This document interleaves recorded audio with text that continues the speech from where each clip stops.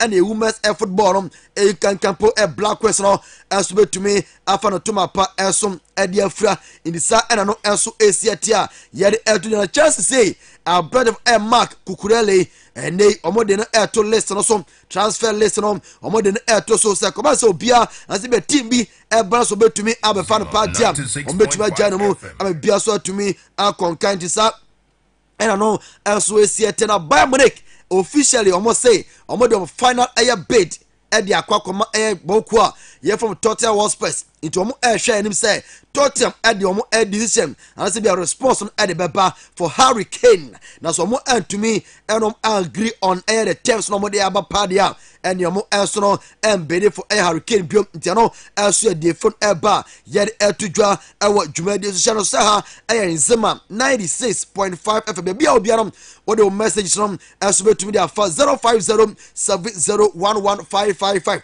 0594290099 or the bar you bet to me I can kind of come and so to me at the amount baby o tie kabino ama nyoma enso atumi akon Canada ni na ocean padia aya brother Marcelo oh ateno na yasefe minim se mo hu dia o hwe incident na esie padia Marcelo enso to me ebu abrantia ano se ne di ade Luciano Sanchez obune na obum kura I say omo ho nam no wafa nyina na wodi ahwefom na bubum teground mojo beti ase ono de nam de wa hobi sam tino o hwe eye abrante fo no Marcelo former Madrid player no wa bu abrante fo eye Luis anase bia Luciano Sanchez o ya Argentine defender ono so o hwe part of friendly game etu ba so no na sam de ya sefem o hwa ebia aduane ponom wontumi NDB na eno ada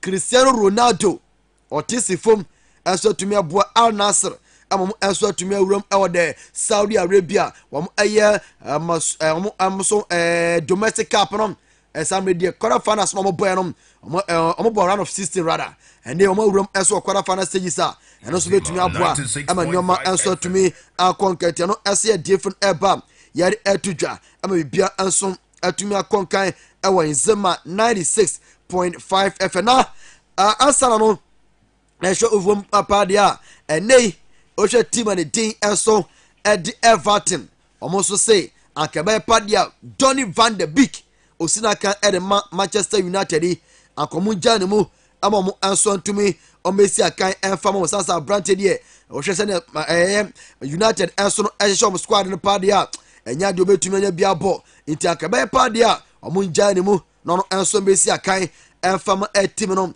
na bibia enso tumi enkonkan enfama omom eno edifun eba yare etudwa eba cho unim se enei urama Frank Yannick Kessie enso enchebia obabe uram enso ewo boboku yef boboku from Alali ewo Saudi Arabia o hwe sika Barca ebenya no around 50 million euros o se Kessie eba free agent na ono so eba Barca so atumenya sika kra Sizano de transfer window no 1 month na aka the teams in bebe onoma o metuma enwoma ama bia so atumi akonkan na so padia enei there's a Barca stories no ba mojo de gum na yeso ya confirm at mom na osha okay isi ano aye Jewel anase bia Noah David no isi confirmed Barca sign no 3 million euros plus 2 million variables intuition padia Branton obey stay with the first team no now show ma sanate Victor Rocky some de Barca enso no on say report by initial say aka next season say be January no and also be join team no na senia aye Dembele akwe also munye players betumi aboa in some de Victor Rocky enso possible so betumi adwane team no awo enso atumi de awuram na ocean padia Manchester United omo enso na hwedum say omba formalize aye Ramos Hojlund enso aye player no sinakan edema etima ye from aye Atlanta na ocean padia ziano omo so omba finalize bibia sana omba bo friendly game no against Lens sanu ye ene na echina ena friendly match no baso nti samre je on person mutumi bibia so no ansana amotumi abom sa friendly match na yɛde ɛto dwa na ɛmasia no Arsenals ɛna nei ɔmpɛ sɛ ɔmutumi terminate Nicolas Pepe contract kora ohwɛ abante na kɔ so Arsenals pa 70 million euros wambɔ hwɛ amfa ma Arsenals ɔkɔ loan ɛnde ɔmpɛ sɛ ɔmutumi terminate bibia ɛma nnwoma ɛnso ɛtumi ɛkɔ nkan na wonim sɛ ɛnei United deɛ da no mekan sɛ ɛba sɛ bia season no ɛnwura mu a list of players a mo interest wɔ mu no deɛ ebi ɔbɛfa ɛyɛ mojo no lesson note no ɔbɛfiri ne hinaa na so at the end of the day na sɛ bia 1 or 2 bi ɛna mo ɛnso ɛsa bɛka wonim sɛ Bayern Munich ɔmɛfrɛfrɛ no Leon Goretzka ɛnei mam United for ɛnso ɛhwɛ nim sɛ ɔmo nso mo nsa bɛtumi aka aberante no na ɔno ɛnso bɛbɛsi akan ɛde ama ɔmo sɛ sisia no Christian Eriksen performance no ɛwɔ fam nti ɔmo pɔ obi a ɔbɛtumi aboa ɛyɛ ama Luis ɛyɛ Henrique ɛyɛ abasɛ friend Henrique ɛyɛ Casemiro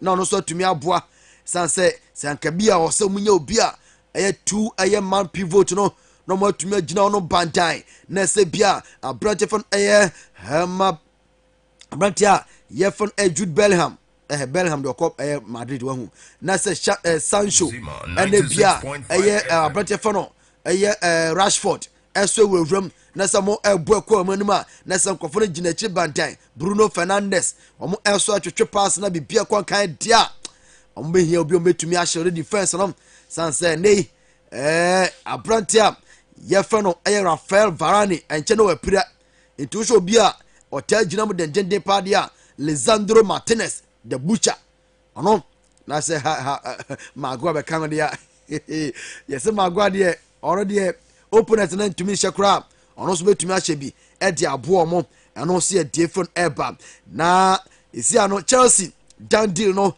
ɛnso on the side of ɛyɛ Axel Disasi every Monaco 45 million euros and almost to me asane abrante no long term deal 6 years contract but me check it the way Chelsea for no etumi asane sanon players no how almost sanon players no and papa edisa and anom anso esi this by way of the foreign news eted bit no ibewuram ye fi honum ba bia no yebetumi ahwe na nyoma anso tumi akonkan anei ese abadwafo no anso tumi I seated ohwa eye teacher Kofi Bachanyo saso na teacher Mojo omo ina wo Axim Girls Senior High School ni mo kan de oye good wo mpa de a ene e say edin Kofi na nkasa no ekuta abasobo edin ho tepa nti wo de Kofi a na se wo ye ni papa ndite makaze teacher Kofi dia so wo say one ono Mojo there is a vast difference the teacher Kofi on a very good man say Mojo don't say ono waje title deadly Mojo and ma the only apostle of Nzema Sports Enoch Ishen the apostle 96.5 FM central bia Church of Pentecost Central and I say English Assembly and a market say SP ewa Axim Girls school prefect ewa Axim Girls you know yes Ras Bobo wono oko cocoa board Ghana cocoa board ho na wo ye adwuma oba so a obɛboa Axim Girls for no ama mo so adesua no koye Ras Bobo ebi ɔno de make say ɔne Mojo were the same line tino Bobo baby obi ano anope yechiao sanso na other sports crew no abus enso etie live incoming assemblyman abus honorable brewery achine electoral area enti makito oyi no koso eche ko ho na koto abano ma abus mo oyi na Nzema 96.5 abus FM incoming assemblyman na Nikito so see otie live and also incoming assemblyman Butokwe electoral area enti no sada tie ene China birthday China of Air Convict boutique ene birthday Axim Girls Senior High School PTA chairman China Convict boutique ene birthday it no ya wish you happy birthday and so edima pa na oshoma na say daakye ne Kwame Asabel ɛsɛ wo ho mfa wo ɛsi a mefiri injury aba also so wakɔ injury nti no bada Monday man kɔ injury ɔsɛ wo recover ansa na Monday adwuru nti no daakye anɔpɛ yɛma wo ɛyɛ speedy recovery saa nso na SK ɔbɛ still SK Nzema 96.5 FM. ɔno so nkyɛn bi nkɔfama wo mame ɛmkyia badwafo no na production work no deɛ sɛ wawonim dadaada workaholic man abrante for Mark Jan the Honorable ɛna ɔno ɛnso no ɛtumi ɛproduce adwuma no Mojo good morning. Good morning. Sɛ bibia bɔkɔ na wo sɛ wo dɔɔ no ɛyɛ maako sɛn mmiɛnsa wahu baako da bedroom no akyiri sɛnea mebisa sɛ woyɛ wokyerɛ mu no meba wote aseɛ paa mebisa sɛ wo bedroom na wɔdɔɔse sɛn ɛna wo sɛ 2 nti no teacher Kofi sɛ bedroom no nko a dɔɔse 2 a ɛna mebisa sɛ baako wɔ akyiri na wo sɛ baako da n'akyi nti no menya nkasakasa wonni nti no wo sɛ wo dɔɔse no yɛ sɛ 3 na sɛ chamber hall deɛ no yɛ 1 ɛna chamber so no 2 okay nti no ɛsa na tiɛ no sɛ no yɛ emergency exit 96.5 FM. sɛ bia bɔkɔ teacher Kofi Mojo na operate emergency door no kakra teacher Kofi apom erade adom ɛho yɛ paa de kyen na nkwa wɔ mu a na ɛyɛ erade adom anya ahofa ne sika bi na abusua fi yɛni bi kra dabi ɛyɛ adom bi na aso yɛ so no pɛ mercy and also the grace and mercy adom ne a wo mɔbro ɛna de abedu ba bi anya ne mojo ete ha sei aka de mojo ɛyi aka Enoch good morning. Say the bia better. Oh, no, I'm not doing so no man ko I be on the bia with you. Okay. Say bia with dia e ko dia bia ya da nyamra sika bia no kom awon le pare boko ne ala. Okay. 96.5 Mrantia no pay so no ye no enso ba be di dwumadi no enso e na wote omuka no anope ma minchia eye Kezia.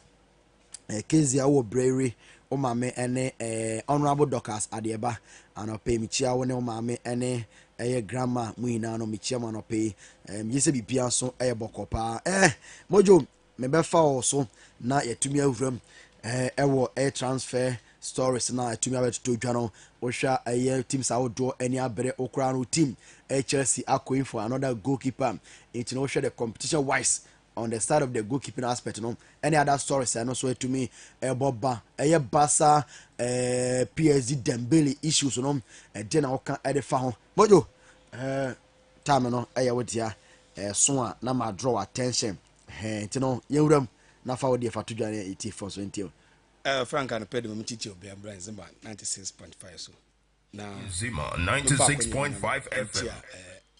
BC for Monday wakɔtɔ exams did the ababon the national ɔhyɛ JHS intending one yankopɔ na adoma Monday wakɔtɔ exams nya no mefa if you conclude na mamon good luck na one prepare very well na wakɔtɔ BC on Monday the same thing na SS funds wakɔtɔ wasi so no so yamon good luck didn't there once on abrabɔ no ɔhyɛ fiti SS na intending sɛ akɔnya na abana wakɔtɔ wasi na other for serious na tum na suad na atro mpa kwanye na mche ma me sibedu momi anope mche opa anti sibedu yes mso mche obi ena get no preference Alberta ne edin Alberta no ho aya na question mark ewo and edin bia baba bia no meka wa ba kwase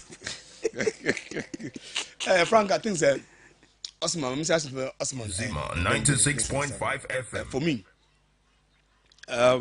I one player bia with the way of transference and some no kwano like I say in a way we betray Barcelona as a club. Why?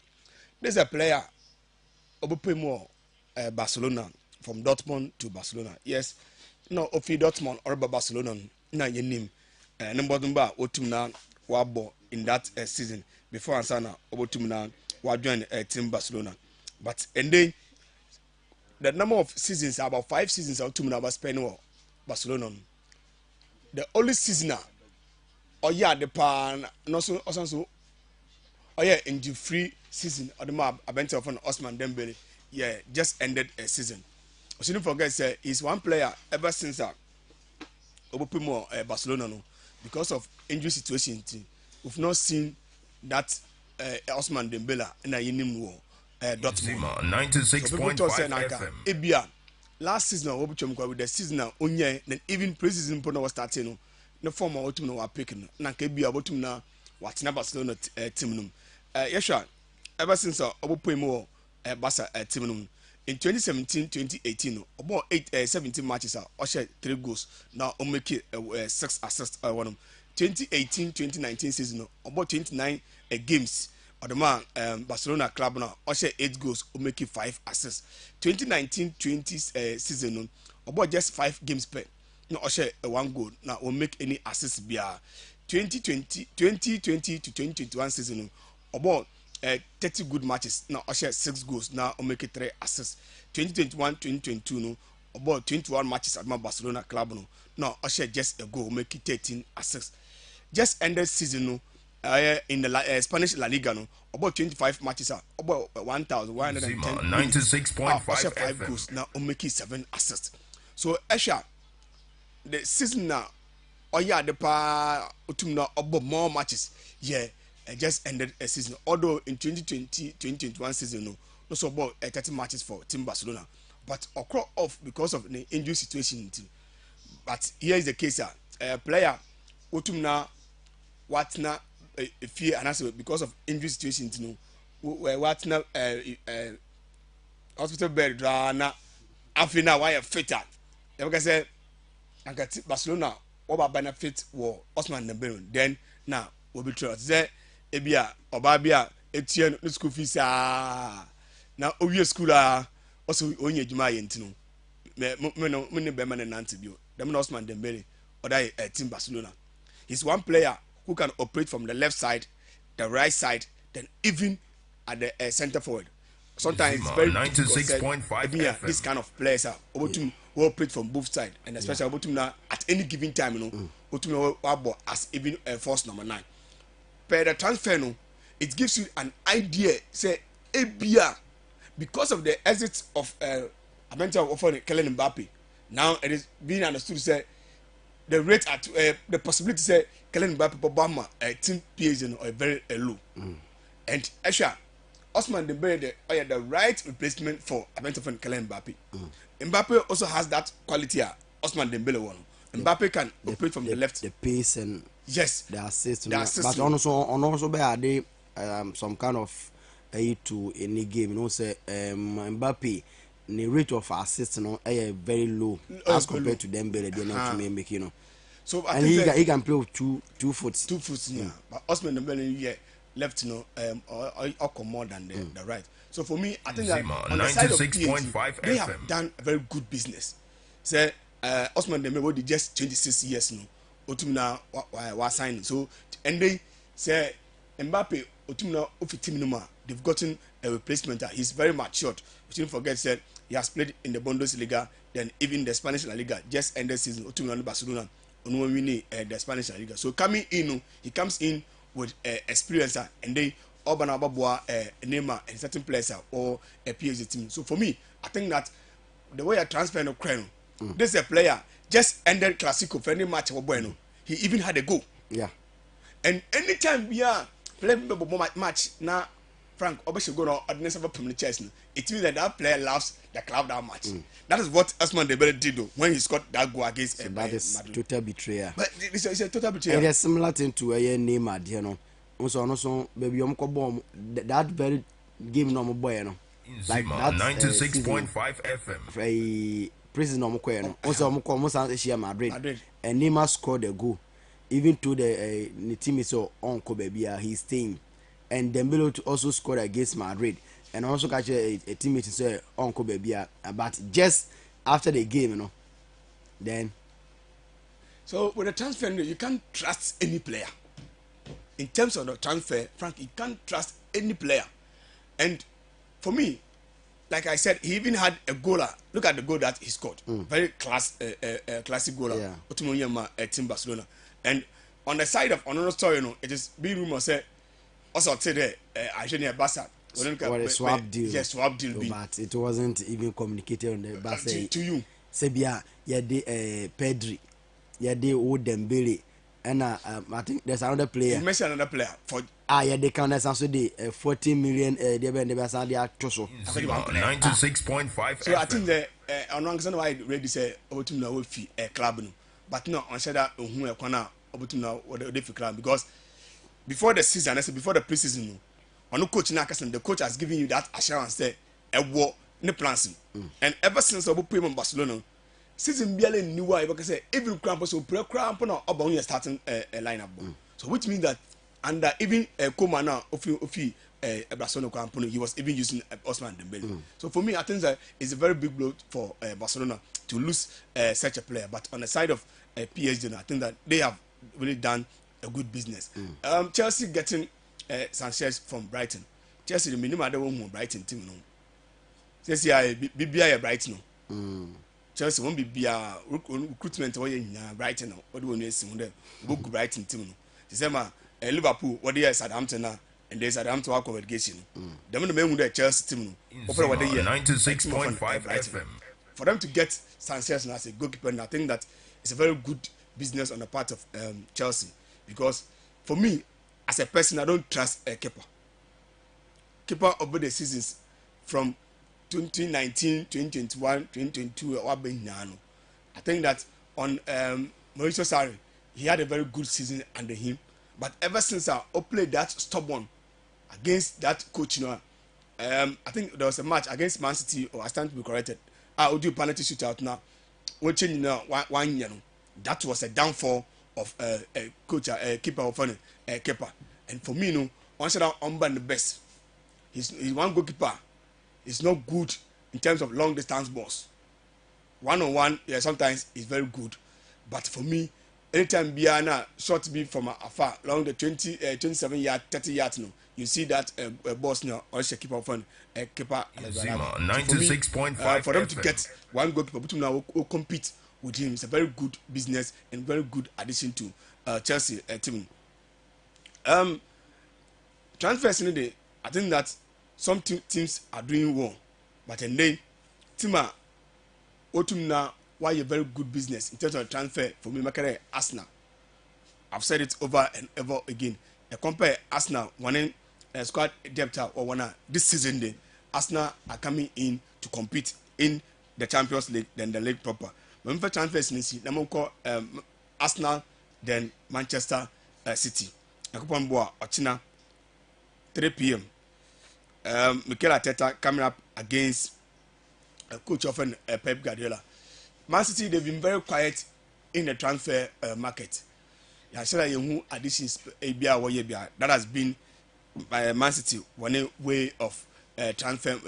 One should add one or two because with the squad that one even losing Ike Gundogan and even Mahrez to Saudi Arabia club still now they have that squad that they can compete at any time. Last season, Mikel Arteta came against Arsenal. Otumna we a very good result against Arsenal, but there's the side that anything can happen. Actually, the squad that this around Arsenal for now last season, Man City was share Arsenal 4-1, then 3-1. So the first leg, Arsenal lost 3-1. Then the second leg, they also lost 4-1. Man City scoring about 7 goals, conceding only 2. So it tells you that last season it wasn't good for team Arsenal in terms of their meeting with Manchester City. Anytime Bia Mikel Arteta Obeshia Pep Guardiola, yes, Pep Guardiola there ampa or yeah, ni pain in terms of the 96.5. This time around now, Arsenal when you bench often a Kaya Vet. For me, Kaya Vet and yeah player at any given time. I rely on him.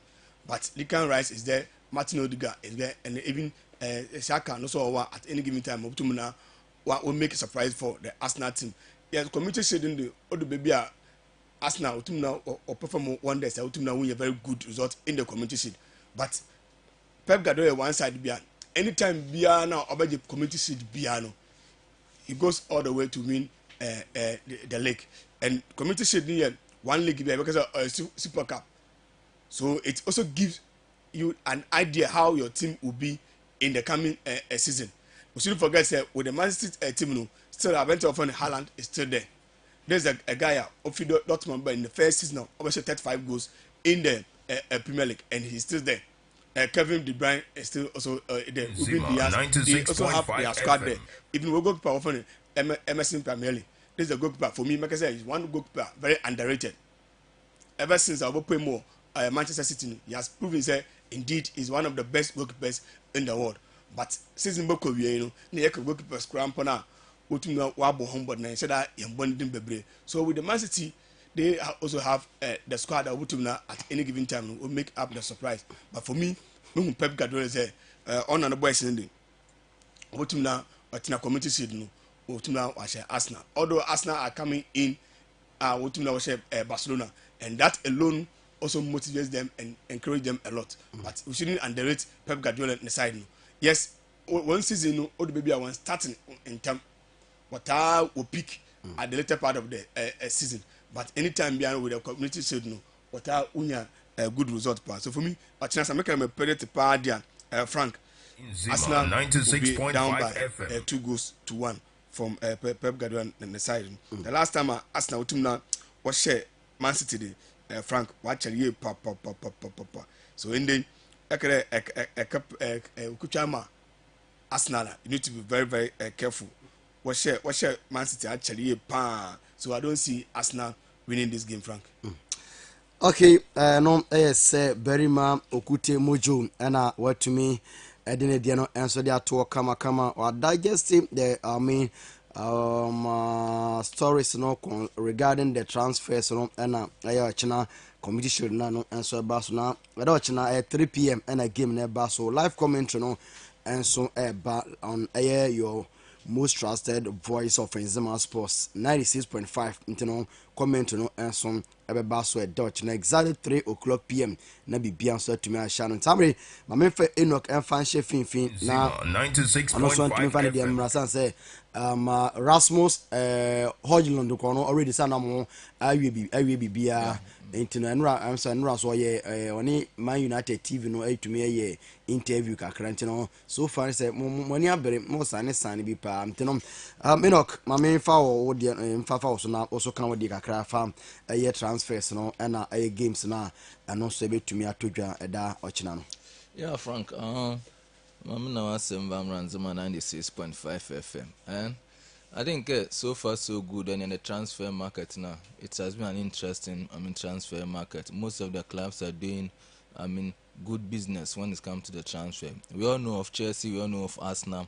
This season, I think near club my bank about the limelight when it comes to the transfer. Now, I think Chelsea and that of Arsenal, they are doing very well in terms of the transfer business. But I think Team United, Rasmus Hojlund, very good addition to the United squad because for now we all know United for now in terms of the attacking side and the Krunke for now they are lacking because we all know a certain Marcus Rashford by his one player last season on an injury too much so Krunke and Shadaya and that kind of performance what you expected from a certain Marcus Rashford last season. So clearly if you have a 21-year-old guy coming in I think definitely or here about Team United and I'm about attacking force and I am very, very potent. And it's one player, even though he cannot guarantee you, so many goals per season, but per his age and per what he has done for that is Team Atlanta. But here about the lines of Rashford because we all know Anthony Martial is one player you cannot rely on because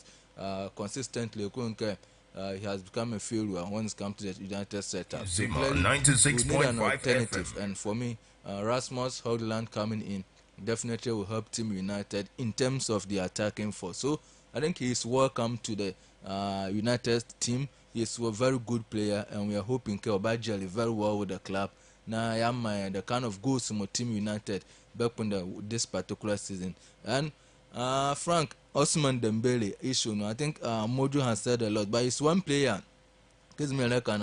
I think that is faithful or that loyal to FC Barcelona because it's one player, Frank, and the kind of is kind of backdoor from Team Borussia Dortmund.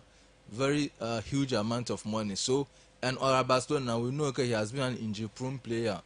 Even the number of games come of one Barcelona or merited that kind of score of that is team Borussia Dortmund. So we are expecting for now Nzema, 96.5 FM. but then I can team Barcelona, but he has decided to move otherwise. He wants to move on in his life. I'm going to Paris Saint-Germain. I think it's so sad for a club like FC Barcelona because this is the time Barca, needs his service, and he's one player. He's very good with both legs. Very very good player. Even though Kazimam Ghana injury, but anytime on the field of play, he's so committed, and he's one player. He has achieved a lot. Both nationally and in terms of domestically. We all know he was part of the French side that won the World Cup in 2018. So clearly, all of that vast experience, and this is the time FC Barcelona will be in here and support. But if he wants to move on with his life, I think we should all applaud him for leaving FC Barcelona because that's where he wants to go. Because a player like Kylian Mbappe. For now, 96.5 FM. not certain with his life when it's come to the Paris Saint-Germain. So clearly, I think he's one player to replace him. Definitely, Team Paris Saint-Germain that kind of benefit from a certain that is Ousmane Dembele. So I think even though it is so sad, Barca being here his service this time around, but it's like join Paris Saint-Germain. I think Obama, the likes of Xavi, and those at the helm of our first war FC Barcelona, look very sad because it's one player this season very trusty, and even in the last game more ball, he scored a wonderful goal against Real Madrid in that El Clasico. We were expecting best and team FC Barcelona as far as this year's leg is concerned, and also the Champions League. But we wish him well. He's a team Paris Saint-Germain. Frank, I think Nzema, 96.5 Barcelona, FM. they're also on the verge of losing another player. That's a Frank Kessié. He's one player after coming from AC Milan. And said that playing time with Team FC Barcelona because it was expected because at the time that he came in, he went to the last of this young and up and coming players, the last of Pedri, the last of Gavi. So current competition here very tight for that is Frank Kessié. And we all know for now and the Saudi Arabians are also doing business when it comes to the transfer issue.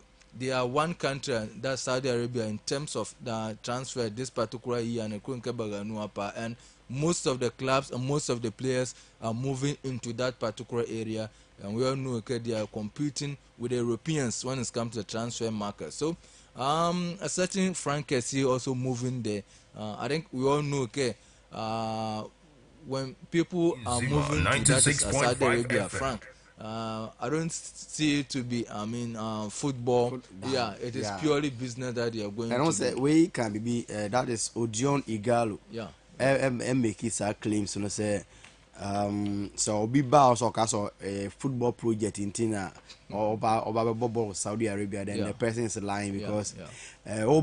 those leg and be accounted so Baba leg and say you are into plan for your future be a finances no because you can't competitive wise no so the Ronaldo didn't put example say already we have seen it all. Yeah. And it's all about Saudi Arabia. It's nothing new. And and if it has been footballer and come back, can say Saudi Arabia. And I think it is true because no team wanted Ronaldo. Yeah. He was sacked by Manchester United, and nobody wanted him to be in there. Even Chelsea rejected him. Nzema, 96.5 Someone FM. rejected him. You know, so in the interview, you can say, "Yeah, or Babi fan a new challenge." Then say, "Obwa."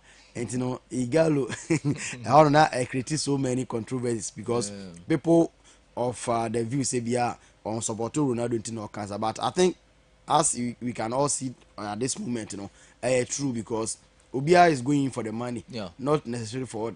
Footballing be a reason, and And Frank, it is so clear. And for now, we also understand that even the side describer approach, you are certain that is this Nigerian guy who plays for Victor Osimhen. Yeah. 150 million pounds or so. No, Yeah. And Frank, I think with the kind of amount of rubber now, I think as a player, if say it, so Okunaka football body I'm a or reject I think about boy but since score upon that day I think definitely you go in for that money because that money is so huge. Nzema And it's going to be 96.5 very FM. difficult for someone to turn that particular money more about from Saudi Arabia. So I think most of the clubs are doing very well in terms of the transfer business. Kidmo Mojo Hana, Arsenal, they've done very well this year with the transfer business. Chelsea also are doing very well.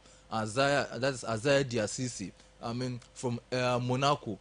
He's one player, very talented. He was a player on the ladder of Team Manchester United. United wanted to sign that particular player, but we don't know the reason why. Because still Maguire is still around. That's the reason why United Bank grab and sign player for now. Is signing for my team Chelsea, and that's the reason why Monaco they've also signed that Ghanaian defender Mohamed Salisu from that is Southampton to replace that is Isaiah Diasisi. So fantastic. Buying from Team Chelsea, and also Sanchez is one player. Nzema He's a 96.5 Spanish, FM. and he's also very good for Brighton and Hove Albion. Very wonderful goalkeeper, and also coming in and definitely Obama competition between Oda and Kepa Arrizabalaga are very tough because we all know Edward Mendy is no more. That can join the Saudi league, and so clearly they needed another goalkeeper that will compete with that is player Kepa Arrizabalaga, and that is Felix Sanchez coming in. Definitely Obama that kind of competition are very very tight. So Frank, in terms of the transfer stories, it has been very very interesting. Still, season the transfer window no close, and we are hoping we'll see more of this transfer going on. Also, the rumors that has been going on, those rumors still about this. But I think both that's majority of the teams are doing very well. Their transfer policy has been very good, and they are doing very well. And Frank, my memory the community Nzema shared. 96.5 I FM. think we all know the community share is a curtain raiser to the new season, and I think most of the teams small Benya and the Benya win what the community share number Kraboko all the way to win the league in the following season. So I think that this is going to be a game by a very very tough. The kind of signings my team Arsenal by this particular season. Manchester City, I think this year Banshada Banya any major transfer signing. I think the only player that came in is a certain this Matthew Kovacic from Team Chelsea. Because for that one it was obvious because they've also allowed this player Iken Godegan to move to FC Barcelona. So definitely they needed a replacement. And for me, I think Kovacic with the style of playing, a very good replacement for a player like Ike Gundogan. So I think on the day, you want a team Manchester City, but I miss a 96.5 lot FM. because the core of the team is there, the telepathy is there. These are players that they've been around for a very long time, and we all know last season they won trouble.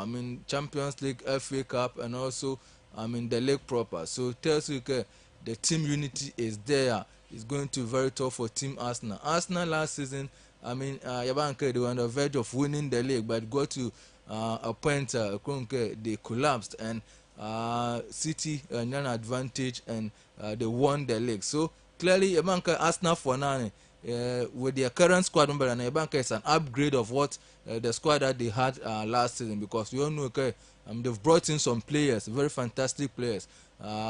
A player like that is Kai Havertz coming in from Chelsea. Very fantastic player. On any given day, when the going get tough, I think it's one player definitely rescue Team Arsenal. And they've also signed some couple of Nzema players also coming in. 96.5 FM. But that particular game, by a very tough. I have my team Arsenal. Looking at the records and of late the matches that they've played, it has all in favor of Team Manchester City. It's one game, Frank, by a very very interesting to watch. But trust Manchester City. Whenever there is a trophy at stake, I think definitely they will merge as the winners of that particular game. So let's hope for a very nice game or Hima. And I believe with experienced players from Arsenal, but especially Aaron Ramsdale definitely will be in the post for Team Arsenal. The last of Albania, the last of this Brazilian defender Gabriel, very solid defender, and also the last of Martin Odegaard, our own Thomas Partey, the last of Kai Havertz, Bukayo Saka. These are players that definitely, they will be playing for Arsenal. Coming tomorrow, and from Team Manchester City, their regular starters will definitely be on the field of play. So, Frank, it's going to be a very nice game, but I trust Manchester City. They have that upper hand, and they are going to win that game. Okay, Enoch Ishen, the apostle, and Watson and Casano, and so the side of the stories, and so to me, but we say hi. I'm Godfrey from Kikam, and I'm listening to you. Nzema 96.5. Okay, Nadia also the by. Okay, and I will say I'm listening to you. Okay. Supreme Kim Tech, the same person. Or the other. Okay. Enti no yebekọ teacher Kofi na ono de ne de no answer to me aba teacher Kofi hwɛ me transfer stories no na committee shield game na ano answer to me aba so once again yenchia etifo ne ahwefo a wo Facebook nyina na yema wachi bio ema Nzema 96.5 FM so anopai the stories bebre ego but before I make kasa no me pese me share adeɛ bi na obia ede etu ne koto dwom na ɔde bobra na broni efresa adeɛ ne sɛ integrity. Okay. Eye maami bi a na ɔto cake. She was into the cake business na. Or clients bi bra a friend ma ɔyɛ adwuma ede ma ɔmo. The last minute order. But because when the customer she had no other option sɛ ɔbɛyɛ den. Ɔbɛyɛ cake na ma no. No, I bring according to the story, and she was very strained, but no, so deliver cake, Now they cake the man Uber driver say on your day, uncle deliver. Now a bra Uber driver you drew hono. Na cake na ma mena ye na could deliver and cake nebubu. And Uber driver ni cha cake in the picture at the Sunday. Woman na or ye cake no at the man no. Now I did about kwame person and so say be on replacing mano and now on refunding the sick mano, but nipana o ye cake no etia cake ne bo edema nipana or die no esa pa ne chew because now here for a special occasion and then there was no way obe to me meet up the demand because of what has happened no enti okachre Uber driver ne bi esiye na the me pese nyina ahye no so ne say after 4 years no the same client na o ye cake ma na ebubu ye no na watro book nkra book a autumn now salad na order cake no was the first person to contact her say nkra book na watro no person oyeden na no aga say bia o wa akwada nti o to book ne dia mano they were grown up adults but as someone kind of say in her own words she said you are a person of integrity. If you are a person of integrity wherever you go it shows, it follows you. May it was free China, Arsenal and Manchester City Airball Community Shield, which is just like a prelude to say a Barber State Premiership. Now, Arsenal is not posing any challenge to Man City. Nipa bebre because say be United fan in Mekasa, but Arsenal as a team that we know last 3 weeks that they are not ready to compete because you cannot lead the league log last season. Arsenal lead the league log then along the line you don't know what happens and then brush the season just collapsed right in their faces and it was not the best. City it me air fan who are league and I think China the community shield will not be any new thing for Man City. It is just like a preparation game or more airball a beginning of the season, and I feel say every Man City fan should start jubilating because they have a trophy at hand. Now, yaka transfers are can. Ade ba ko a me sure say you train adwene see so me pese yes ahwe the top 10 league transfers this season.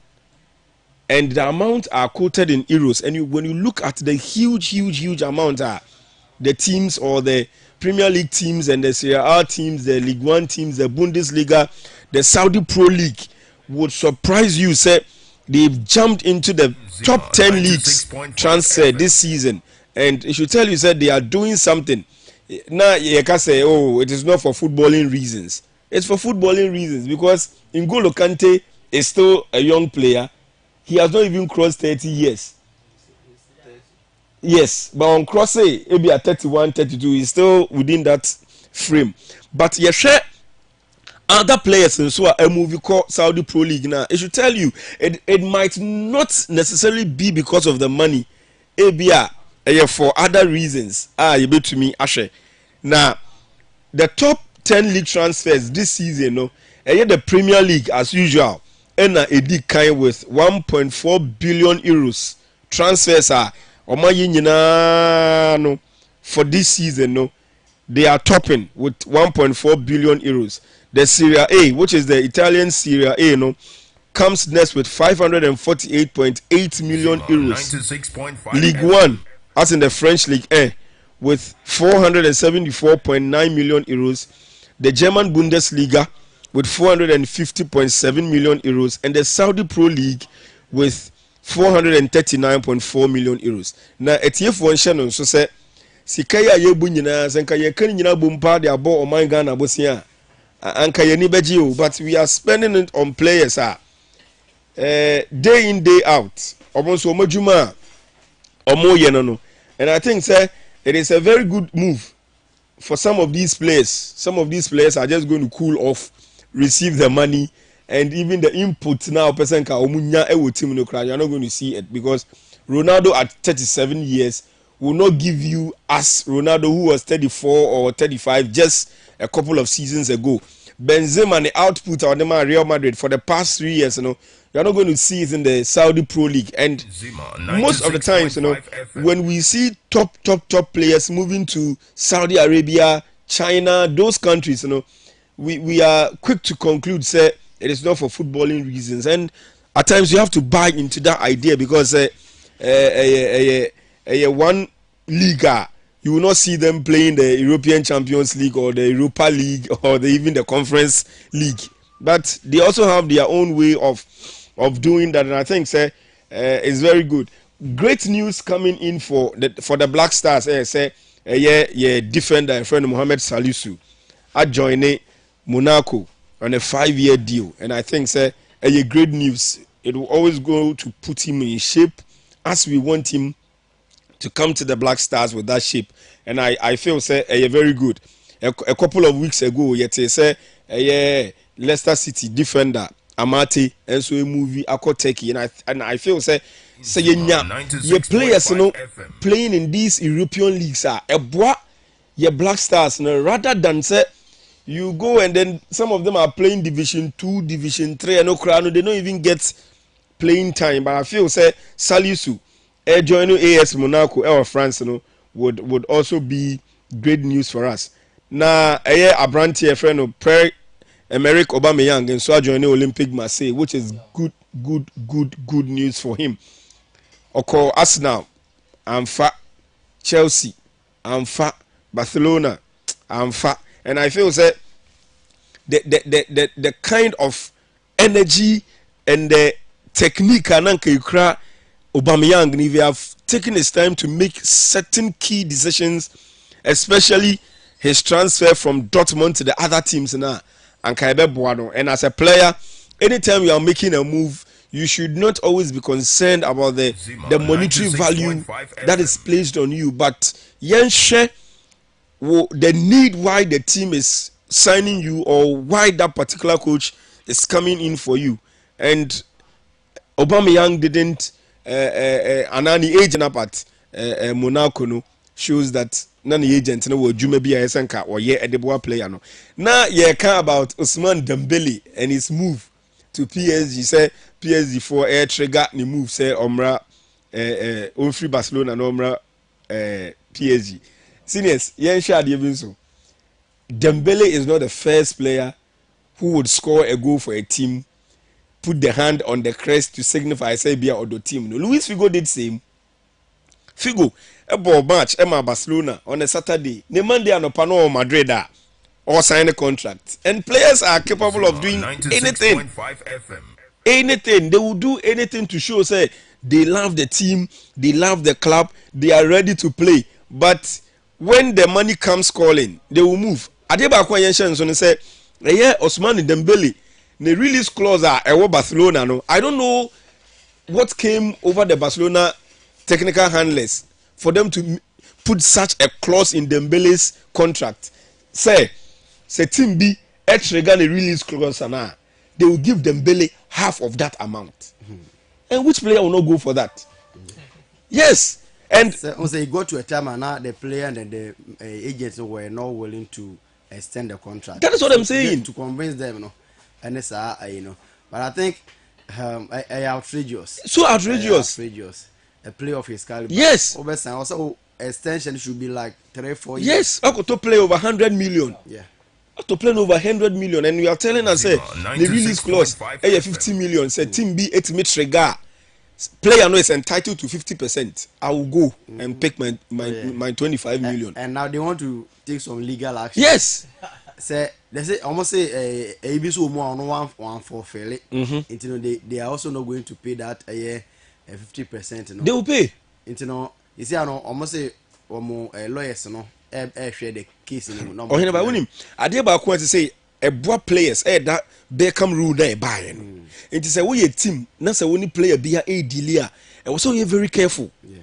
Because when you're careful, at the end of the day, your father say player no.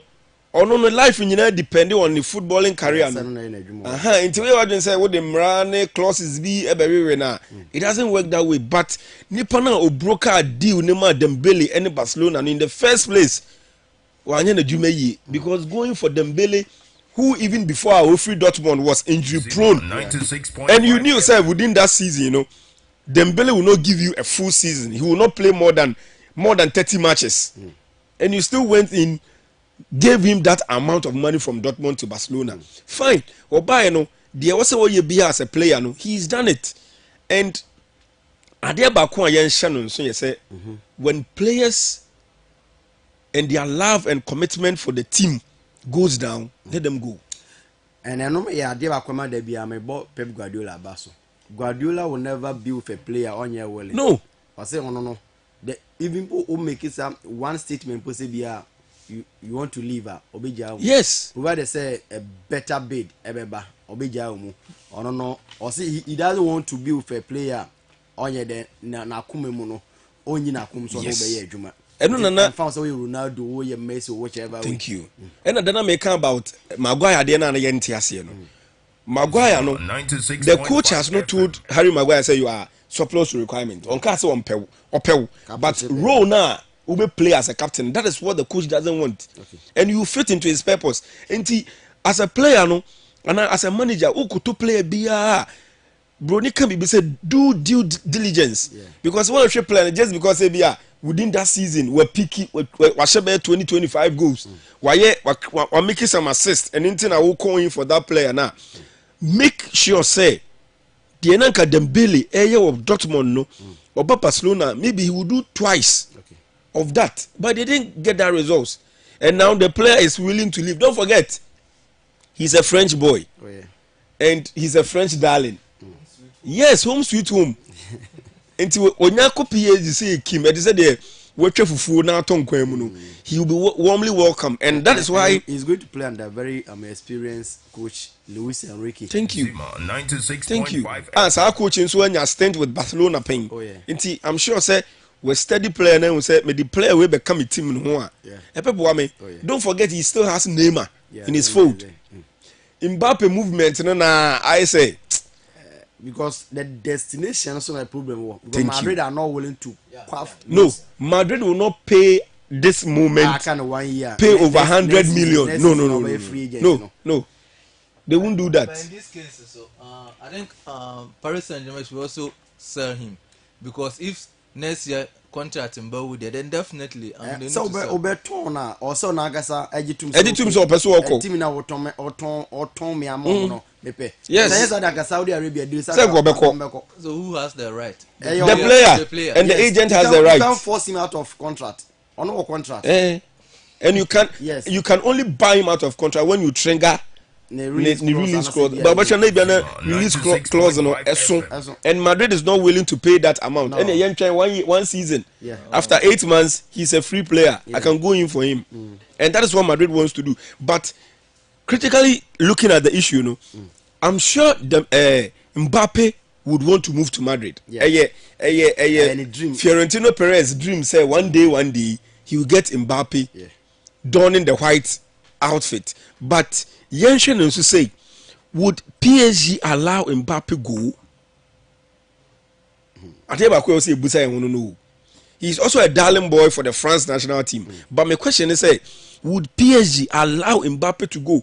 Because Oshe, yes, and they should find a way of doing that. Say you be convincing. I'm gonna stay at PSG because we still need his services. Don't forget, say Benzema koye Madrid and Shedenya. Prominent striker Bia because Bia player will come and do exactly like Benzema was doing. They've not gotten it. 2 days ago, I woke up to the shocker of my life when I woke up and saw say Real Madrid are number 4. I was like, wow, this season is going to be yes 3-1. Barca show 3-0. And thank you. And Juve is also 3-1. And you could see that Omo Ebo short na. But Nyombo in a short no board. Yes. So they were not able to. The goals are not coming. Yes. It was say Oshanu a top-notch striker in the absence of Benzema no. Obetimi play that role. Was a big hole. I'm telling you. Big hole. It is said they obi they say Messi team na Messi echo. Then the last 3 years has been Benzema wherever Champions League, La Liga, wherever is Benzema. Now he's no more.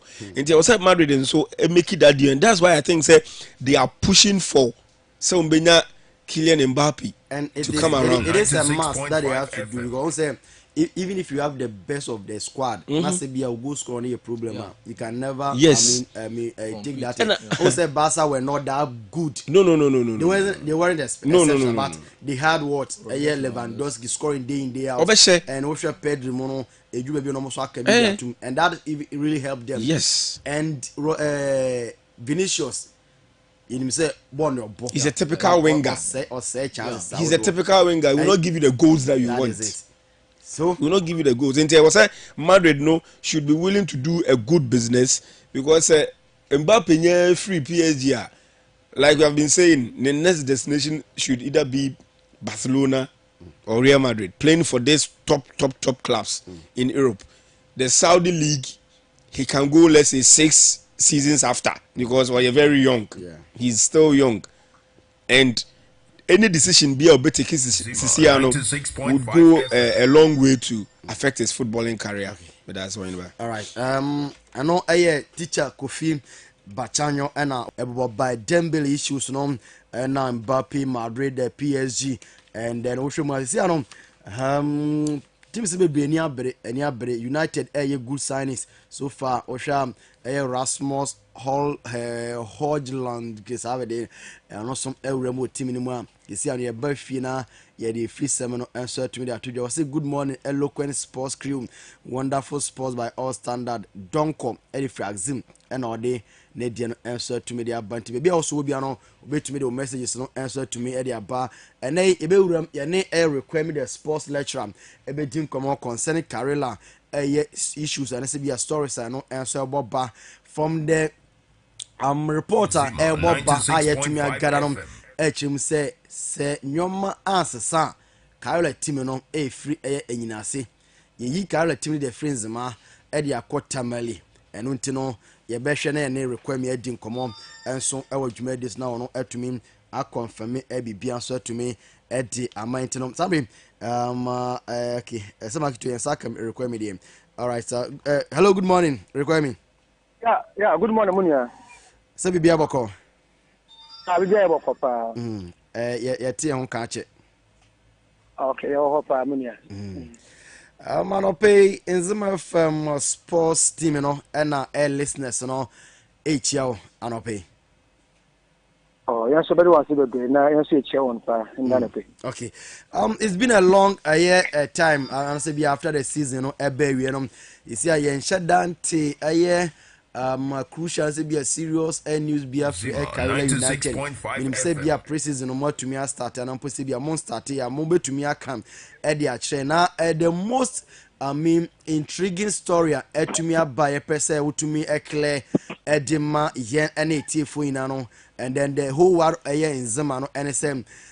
We already know say Ore Fanom honorable Haruna Idrisu etumi ebe partner and I say be obeto the greater part of the shares ewo team ni mu no etumi man ye owner of the team.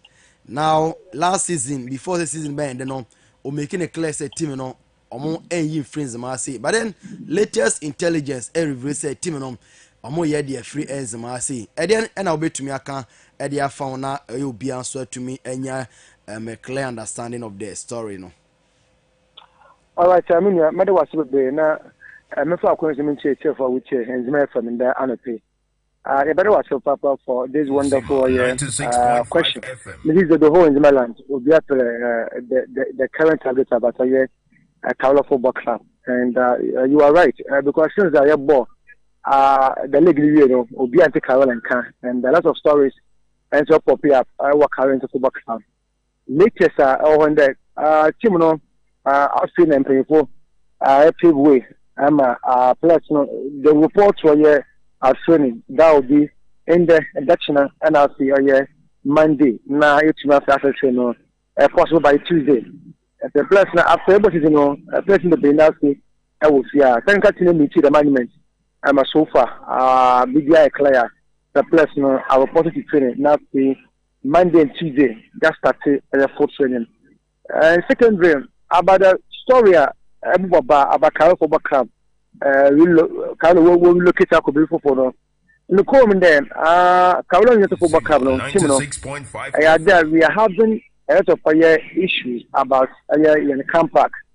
Now, last season, a club license board will consider some of the venues, black camp park also occurred the venues. Now, this season, there was a technical meeting. The clubs which are on Ghana alongside the license board. We use a lot of concerns. Now, consider the things within the reason, taking of the clubs including have to focus in the protocol. And I think working there. In fact, Karola pitch, on favor one place in the day. At the same time, so security or camp also are very bad. And then lastly.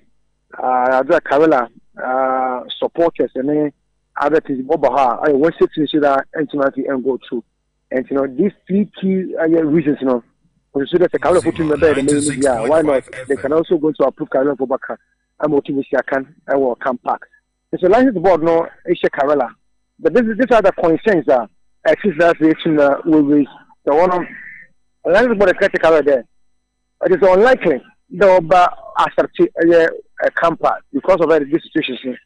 Or I approve camper there. Did the and them what kind of why they may answer ultimately etching such a camper. And the one of women a lot of alternatives. There we should bring alternative venues. And the alternative venues to clear. One, which is a camp park as original home. I know the first. And a second alternative by in this sports complex. And I'll say Cape Coast Stadium and what life for the quay. But later on in this sports complex, there was a meeting because there was an we can't use in this sports complex. Cape Coast Park, we can't combine for the man. The nature of the pitch, even for the kind of the pitch, about foam, over board will be a pitch that all day will be a pitch never started up better. Not know about flood into the idea, one more comment in if the 3 clubs is account the normal, but it shouldn't be more than a year. 4 classes. We don't have any access to use this sports stadium and have a Cape Coast sports stadium. So I want to recommend it as this sports complex and about this sports complex the expertise there and then you push the mark. The license board including Confederate Sports Complex. It's not very true. And I want to work contact National Sports Authority and National Sports Authority so I agree there. In fact, it's true. There's a work ongoing at this sports complex. Now, when we are, they can use the part because so far as the way more now, when we are into one commission now, we deal from Carolina. Maybe we can use other alternatives, but later, let's say, when we are parking now, we're looking at the Arsenal park. And so, any available park about our alternatives, was a Confederate Sports Complex, and I'm paying for 18 at the prayer. So, now, no matter then. I had you see, and Nzema at our coy, no the license board now will come to do the final inspection. Now say why expect a camper that's August 10 year. That's a why access the camper here. Now the results number. That's a results no positive of the matter there. But we use the camper car. We will still play in the camper. The COVID sports complex so the camper goes on here and here agreed yeah. How the day you take shift attention to second I will consider sports complex. So these are the as far as you can come to them when we are out camper, but they will come for the final inspection. That will be on August 10. So we're interested here. Later on, women are here the final result. So I'll prove why not we're going to use the camper. So I'll prove here the remaining alternative of the Confederate Sports Complex.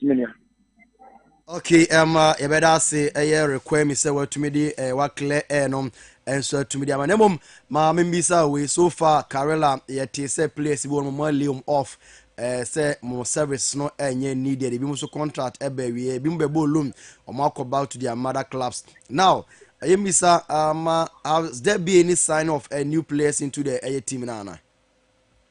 Oh, currently yesterday played na players who are coach I recommend based on recommendations no or about joining team no about the training now say you team coach ba asaswa many one performance if they are good enough you know and then one play for back na I'll just start my career for back club and second so players who are one contract no be na abe talking of you man no Usubuache Yaya Abdul Rahman Rashid Mohammed and the likes of Ebenezer Okram and George Amono, Kojo Adai, the likes of Solomon Train and one contract in Abbey in telephone on one agent in the Common, the Asia possibility, which is a new contractor. Now, Boys and Sutima Soro Adamaya, talent of football club. Okay, before I begin, last word to the supporters, the passionate now into me and no envy. Oh, Mama Kende is a current team, no. Current, I did team, no. And some of the team, but they know, in fact, in the match, no.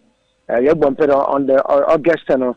The CL before Baba, Inspector and Park, no.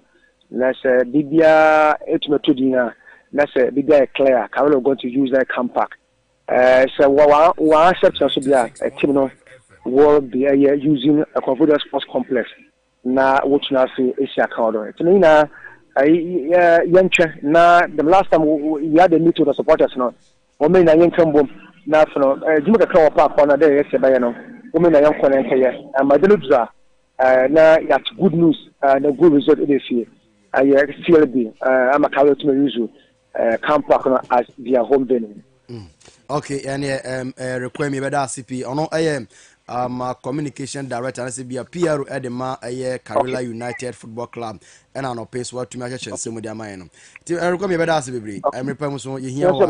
Okay, all right. You know, Samuel Inyan require me and Martin can say on HH and someone a free a year Carolina and so bano na bibia so akoi their team now summary ye be fie e be kan ensamba komedi binam ye tumi e de no enso e de sina Nzema etumi e ko present wo GPL trophy no e de ko kire o mampan eno achi no o mampan amom Ghana anase bia 1 million Ghana cedis some entumi emfa and prepare ahead of the CAF Champions League na e betumi aba suntisana no enso esiete na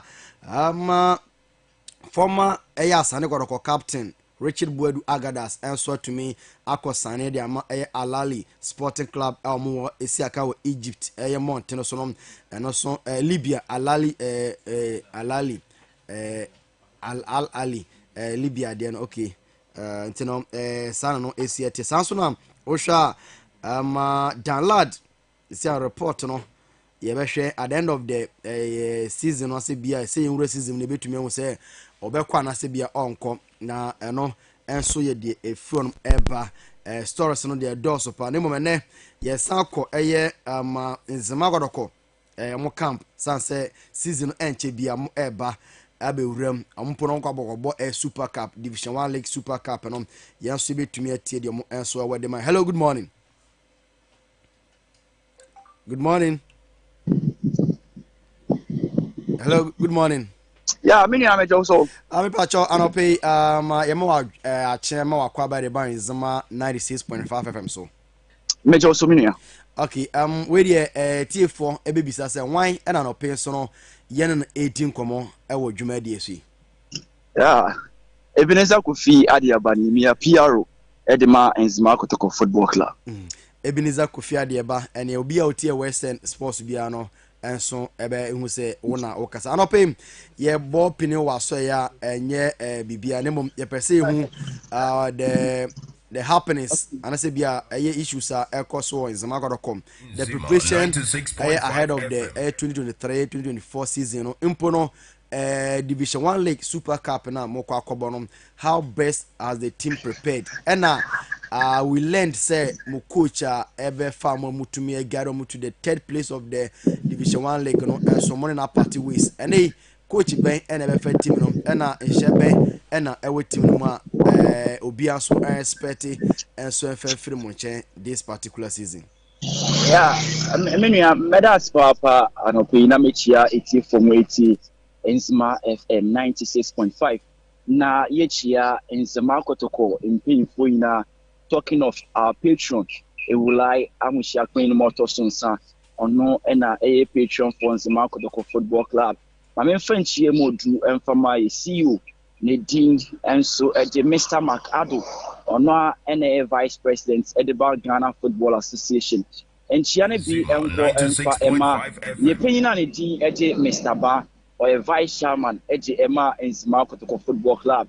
Nana Enukwejan or a chief ewo Eziama. No one assign a double as our director of operations. Nzema Kotoko technical team ni na playing body and our able supporters ni na ibechechi omo ene anope. What we say Nzema Kotoko Football Club ajia shall qualify Elkwa Kobo Super Cup Nami Aduma August Ebusumia 18th and no ebit me ashas no Ajia is the Makotoko Football Club. Ye share your preparations at a district and a month exactly 1 month in the Makotoko Football Club. It's me a share preparations I say and today in day out no idea preparations Elkoso a ye edge Emma in the Makotoko and no a football club. Ye players ye ne omo ball last season ya dia ba kunye be efremu but yenya ye beka say majority after see a coach Olivier joining Namibia club and din ede all stars no already ni omo metimi aka say yenya majority of the players in Nzema Kotoko retain omo ya sign the new players ede aba border ye hwenim say Nzema Kotoko Super Cup ye dey ni me je beko ni akwa excel ama Nzema mai any enso etimi age esan say Nzema Kotoko Football Club no ye di Super Cup ebebo age this is the first time yenya nod no ekwa kobobi enti we are working all out say ekona ye ekono ye nkogu eni eho ani masekra ewo Kumasi eno ye Dr. Kwame Chase Sports Complex na obi say ye coach oni ebo season ewie no okọ no kre wa join club Edi Eddie All Stars ewo Namibia. Mena weka say the assistant coach Edi Eddie Felix Tamako. Ono no oye assistant Edema Prince George Kofi. Eyajia for now. Ono ena Eddie team no Eddie Ekwa Akobo Super Cup. Ninti si ade. Ono ena eye coach one players omo aba camp. That is 32 players omo ewo camp eye trainer dia Nzema Kotoko no. Afare timapa Eddie. Francis Precious de menua would woni echima physically Yadia psychologically bibia de Emma Nzema Kotoko Football Club. Okay, Eben, it's early this year, but then Yembisa mo senior Bribianum, Ibisa the target of a team as they try to get into a new season. This time, Nzema Kotoko, DNA expected from Chen more target for the season, and so Eddie saying. Yeah, meaning for now, dear. Nzema Kotoko Football Club Premier Anasebia Division 1 yebebo eno eye share after set draw no ebaya Nzema Kotoko group ayewom no jewo bofo akwata no wa qualify Elkwa Kubo Premier League Young Apostle AD second Sky AD second Samsona Nzema Kotoko yedi third ewom enti we say a group no a group bia emodu nti ama ye the attention na e di akọ eno e super cup ye kwa akọbọ this month ya enti super cup ne de e de ebe kan na say expectations ne de wo hwe teams na in terms of position yade a omo ina e wo soro e de sen e second position there ye ne ade ne wo formation se the third e wo the zone 2 but football is full of uncertainties football there we are working hard say ekone ye ekono ye nkogu ye hu anim asekra ya limit expectations ne there but ye ekono je ye nso ye be everything possible say ye nso ye ji bi papa e de aba Nzema landanti for now ne je targets no any expectations na e wo super cup ye kwakobu after super cup no any ye bet na say ni set target e de ama ye ho e wo Ghana Premier and say Division 1 enche eno ebetimi akoso e wo Ghana ha.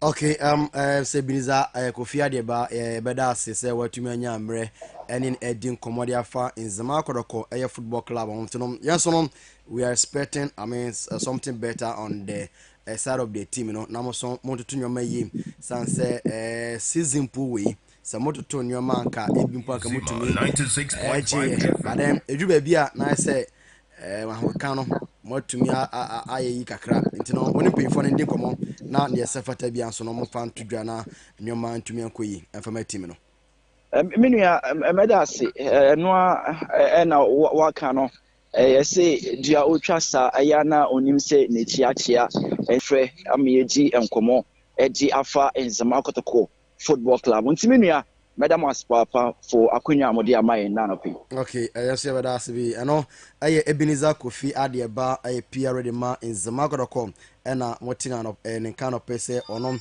etumi ede ehon samon ede na samri yebekọ na a few minutes aka na etumi dia here nyuma na bedwafo no ebewuram na eye I think enokna na owo floor na se bia mojo.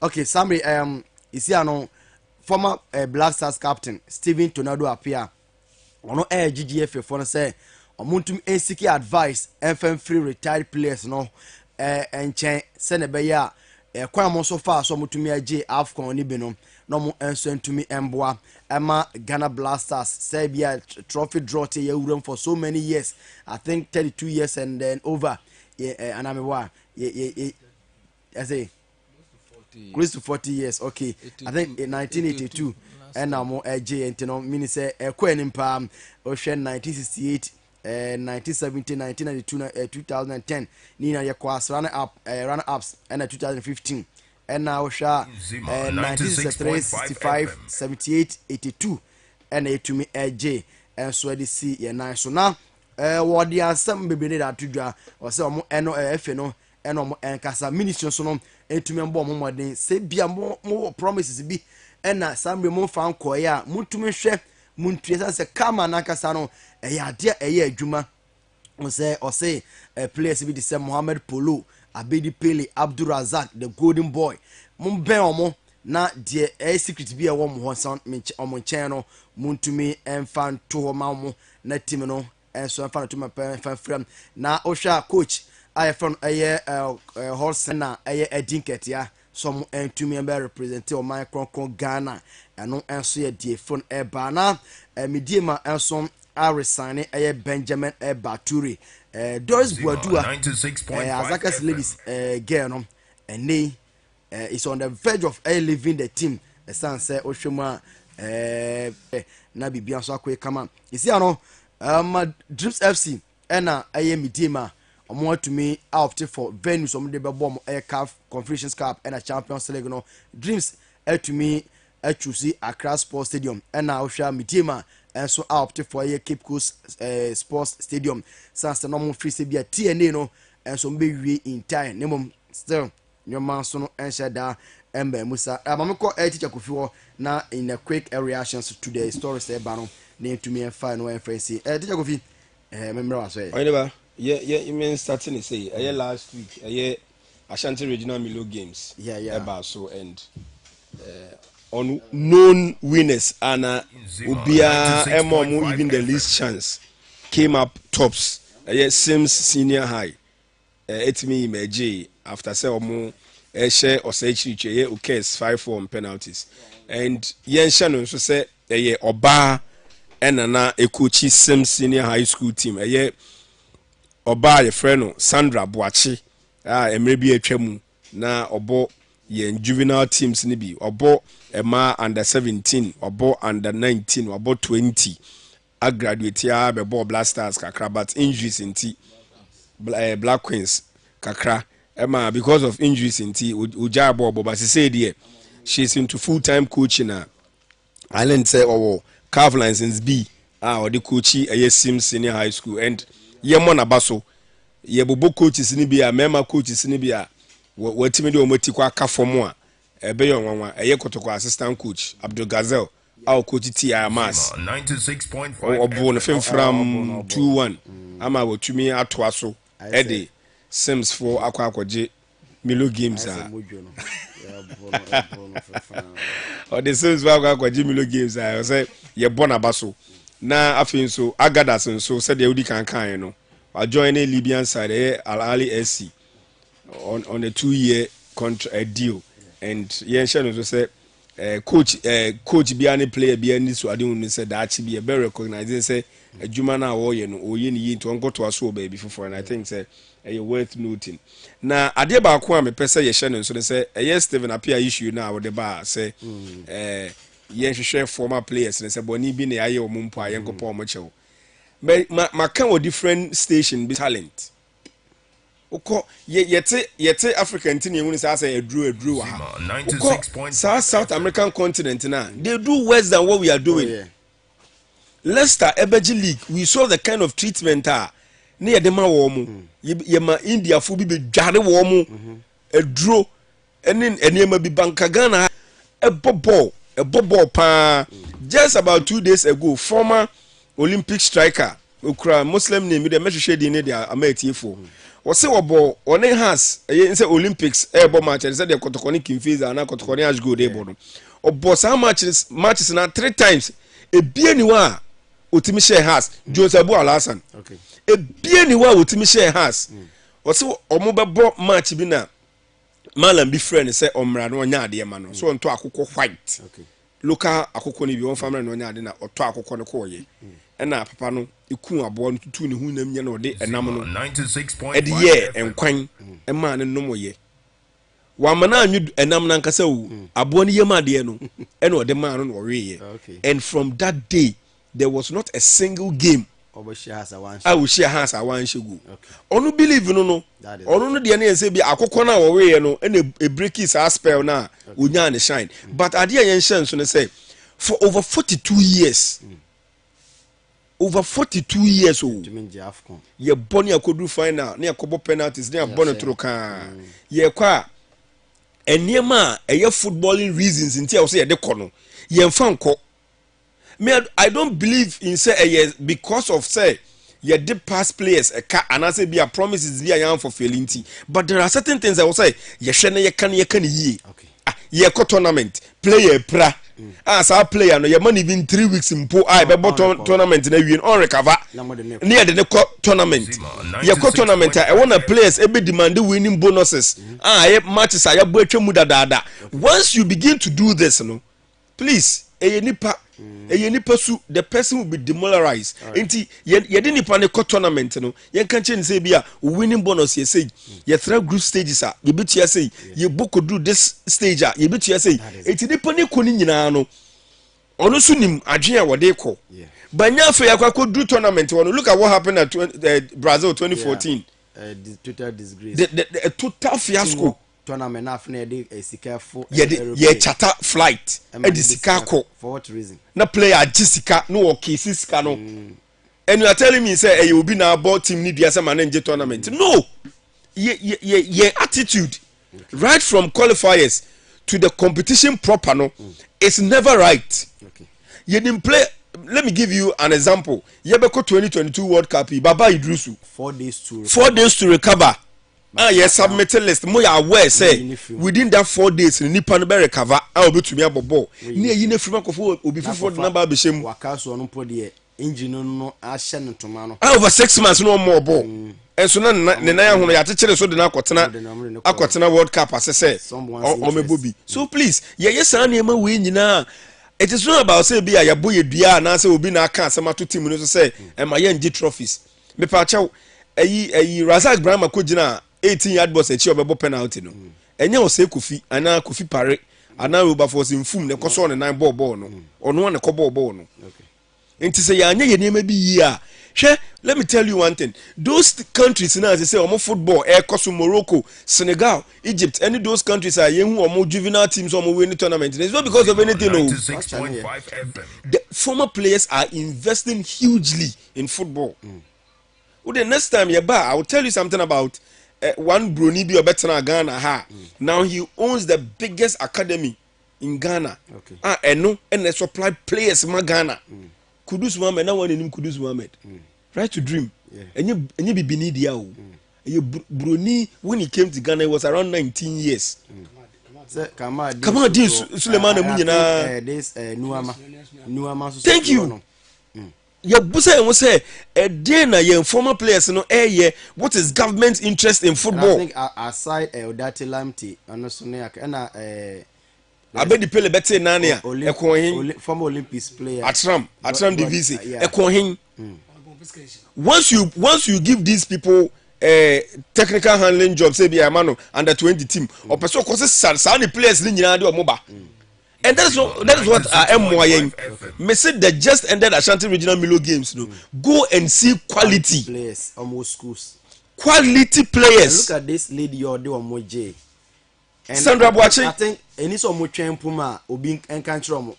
She should be. Yeah, better now because they only penny be or GFA to one of these national teams. Uncle Mao, Uncle Mema, a princess, and I say be the can't say the maidens, no. No to me, boy. You better become an study a current Black Queens coach. Yes, Black Queens coach was here and almost 4 matches on losing game. And you better me Uncle Suya won't fire the end to you know. Said they will hear fool. Now person will chabanchi. Unuya banchi, won't chabanchi. Ye dear they say a bing Blasters a bing so cool Arsenal for now training get ya oh England for friend Yanko for full near Kofa. But ye ready say ye bet Yesikabi. I said something last 2 weeks and not that change got the ice area. The only country in Africa are football administrators a Jiska players. How is that possible? Player no bobo but so much money 200 Ghana. But your original FA chairman e ka say FA adwuma no e to ho ache secretary bi anim. Enso ya tolan cruise ama chairman bia bosumi bia yitu omoka. But player no bobo ama anigi aba no. Yen show mu yi. En ohine ba. No, ye bibi sa. Emwa intimidate. I don't entirely believe say a dua bobby, but let's get the system right and let the system work. The system ni ye juma ebe boyen last 2 weeks when bawa can say me say the last team IJ Afcon ma Ghana, look at the number of local based players and was at team. How many foreign based players were there? Because foreign based players from Oba Kromunya be more. This is a way exception like Abedi and Anthony Abuamo. Yes, the golden boy. Thank you. That the dental no you're foreigner, and I think one of Kodoko legends no. Onupona almost say Penyibi Emma ne visa no. Eloke ne visa. Osegofi. But look at these quality players. Those times that were playing for the Black Stars, they were all playing in the local league. Ebi Bohas, ebi Ball Kotoko. But the year can say, Yenjai say Yabuduya Penyibi na Akabibi. Whatever is due them no. Okay. But let's build the structures right. If you get the structures right, we'll still make progress. Okay. And I had a voice of a teacher Kofi Bachanyo on not Chade or Axim Girls Senior High School. Wabin pa intino 96.5 Presby Odi Akotene ewo asorinum intino enchebi obeye sofo and on the same Mojo so here asa wa to kakra ada wado say coffee makers have missing a meeting. Okay. Odi no am say is here no Kodoko IMC no omotua 4 months arrears due to the due for the players no omotumi assettle ehode no sanso na wo hwe Midima ene can say dreams almost to me are opted for venues for the CAF Champions League and then the Confederations Cup.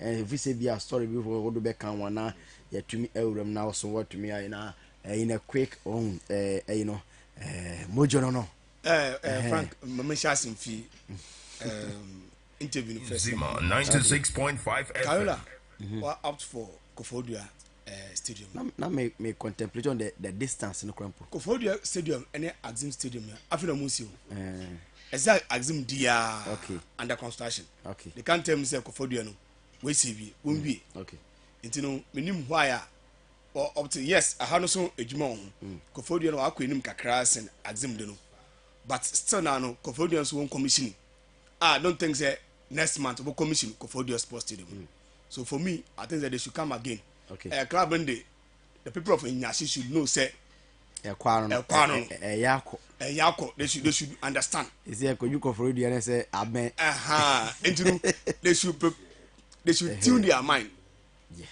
the people of Inyashi for now so this young Krampo Indum Sports Complex and you're active so they should tune their mind say okay Kayola day going forward the day this season 96.5 FM. Kayola second the second round in the day Oboko no definitely you know all the people are elimination by rough touches and say license board from what there how do you call it Crosby no Campak no on ye approved that or they don't have any choice and I say yedoko so at the end of the day you can't blame the owners but license board but gone are the days and I can offer that license board about the Campak out to me so on that just end this season your boy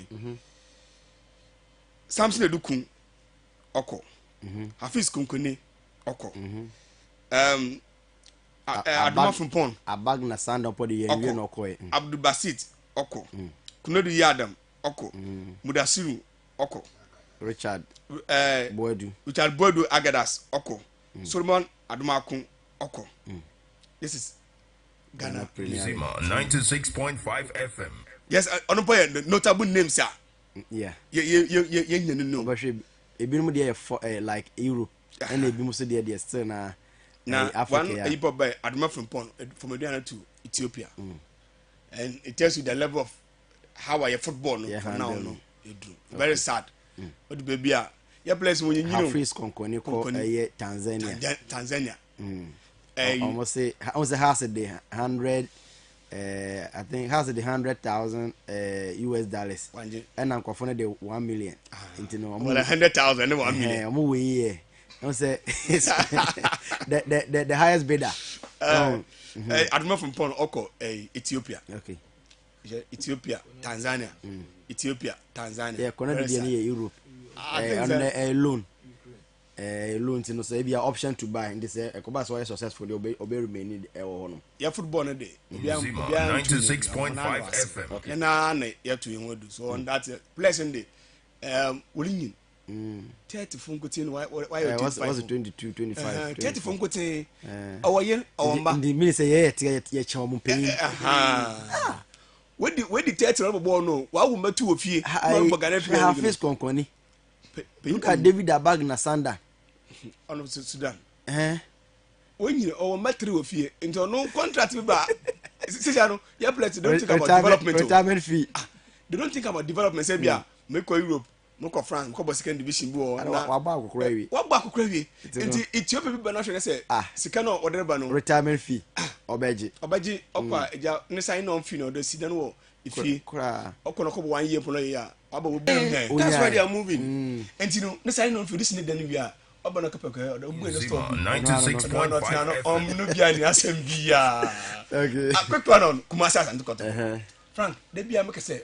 kotoko any heart wana na wabo ho abo and they ya heart for the bottle go say pobiman hwe the way facilities we say wabo pobiman natural grass artificial grass now an apartment for the players sisi secretariat we see to be after the way see odama how to folk on say kotoko e bi say o secretary to social media there also akapa apartment bi there odamo one place yeah na kadam two teams no over the years na kadam no so here it's na say eisia supporters no what be against akra na kusa sibi and they look at how to folk as the house are starting on training wo Pobima their own facility and Osha I don't know many aji o share why come now even when and they had a training kit out what they train pieces and the so far 96.5 white FM green and blue top and down red back home yes I told red mpembe red number enti afi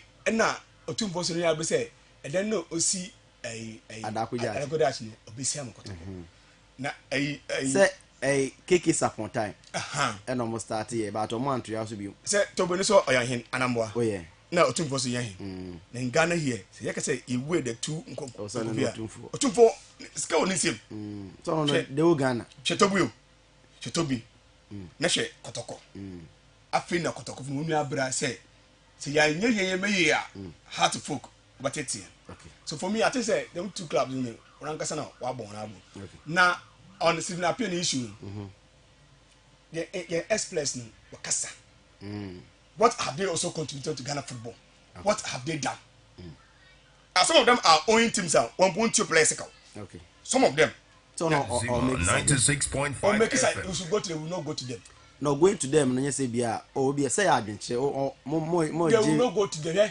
Frank now we are in the modern era say me Kofi Chachire mu no we are in the modern era we can't go to Reverend Oseko for any advice by ekwan a won for the what do we need one a trophy no it's different from yen day okay one no they were self motivated okay they sacrificed and they eko we no Oseko fu obaka say one po obobol na one the pin mfi aban no oh yeah current players cannot do that oh dabi no mo born am enya invite na no mo contempt on winning bonus so okay the master mention na what I can advice no take advice because they played hard out I was say na Kofi about superstition also sometimes no ya odie krama nyoma bi say because emphasis bia him say ball now born your life bibia to me see but say bia o one match now be just say $5,000 this is for 10,000 and 10,000 amount to something billion just say 1.2 billion so na say just a match na say nipa no just as and then still you can say Ghana yes so far and look at what is going on because those monies no uko Europe omukro moye advance no kwano players are not taking huge amount of winning bonus they'll give you a target now 20 qualify to say ya yebema will say 2014 Germany edge World Cup no the highest amount of money omutua edema players was 30,000 euros okay take it or leave it because you a player is not supposed to bargain for winning bonus Frank first na your Universal Sports Complex ona na nkadama de bitumi yakon because player no oluba no amman nan kase wedi nkan wa abɔ no ko kakra Europe no amman nan kase abɔ no ko kakra nse eboba Nzema 96.5 FM but enei player nan kase oboto no bo boot no wa ne nema na wabɔ na country no does that warrant Frank ehun the painting there is nowhere current players no obobo na Ghana no free down okay because but the players sometimes also beg to play for the national team some beg yeah from so because it's a mileage for them almost go Europe almost say omba be name squad those for the national team now quality almost those begging no my quality players na almost say a country be be name squad for the national team now both families of the players no more alternative and even the name no kweba bokwa so kan no kwampo no yes but how much more about we the Ghanaians Ghana we are motivated by money okay ya no yankopon na do odo boy ende ya no yihu ska na yikunya ade payful ni di ni basa it no said the be ya no say am me na no koma obubu me name no say ami element 500 no obi atase ball na say element 1000 there ese me no tell them about 500 me yeda on because you have a company na me hotel no me am ball no hotel na me two in a room okay two in a room na many in the share. Yeah, But no, be on no oil pay no on mobile no. Now put the one in the room. Okay. So I think that we need to do things right. All right. Now yes,